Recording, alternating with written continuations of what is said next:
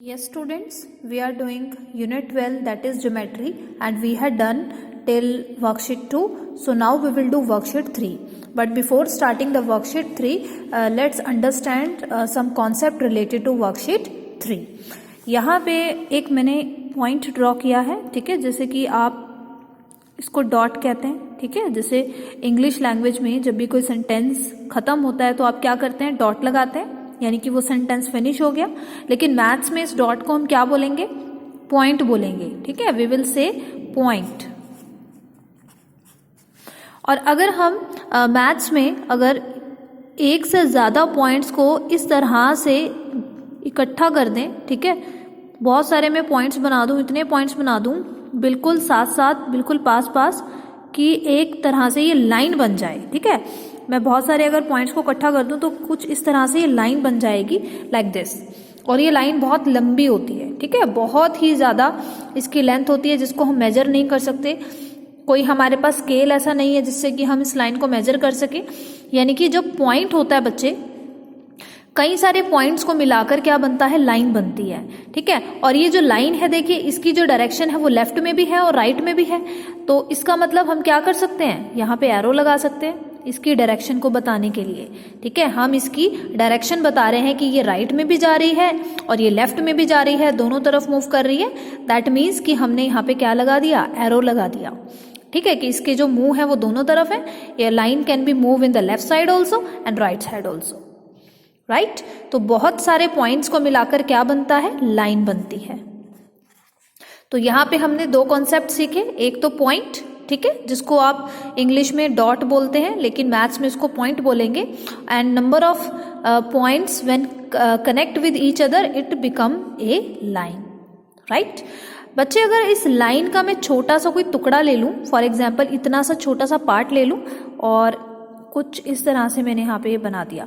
मैंने इस लाइन का ये वाला हिस्सा लिया है थोड़ा सा और इसको मैंने इस तरह से ये डॉट से शो कर दिया है। तो ये सभी के सभी डॉट्स ही, डॉट्स को मिलाकर ही लाइन बनी है, ठीक है। लेकिन मैं ये 2 डॉट्स क्यों लगा रही हूँ एंड पॉइंट पे, सो डैट कि यहाँ पे मुझे पता चले कि हाँ ये डॉट से ही मिलकर बना है। मैंने इसको हाईलाइट कर दिया, ठीक है। अब लाइन के छोटे से टुकड़े को क्या कहेंगे, लाइन सेगमेंट, ठीक है। लाइन का जो पार्ट है, छोटा सा जो टुकड़ा है, उसको कहा जाता है लाइन सेगमेंट। सेगमेंट का मतलब होता है हिस्सा, पीस, टुकड़ा। किसका है ये, लाइन का है, ठीक है। तो लाइन का एक ऐसा पार्ट जिसको मैंने यहाँ पे लिख दिया, लेकिन इसको हम मेजर कर सकते हैं, ठीक है। लाइन सेगमेंट को हम मेजर कर सकते हैं with the help of scale. Scale की हेल्प से हम मेजर कर सकते हैं, लेकिन लाइन को हम मेजर नहीं करेंगे। लाइन को कैसे शो करते हैं, 2 एरो के साथ, और लाइन सेगमेंट को कैसे शो करते हैं, लास्ट में 2 डॉट्स के साथ। लाइन सेगमेंट जो है वो लाइन का ही पार्ट है, हिस्सा है, राइट।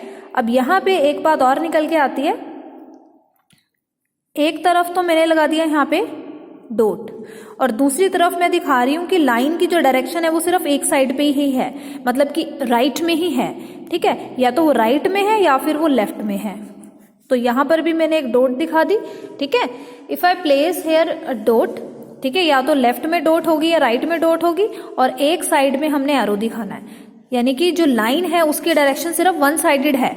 वैसे लाइन की डायरेक्शन कहाँ होती है, 2 साइडेड, लेकिन यहाँ पे क्या है, 1 sided. That means this is what, this is रे।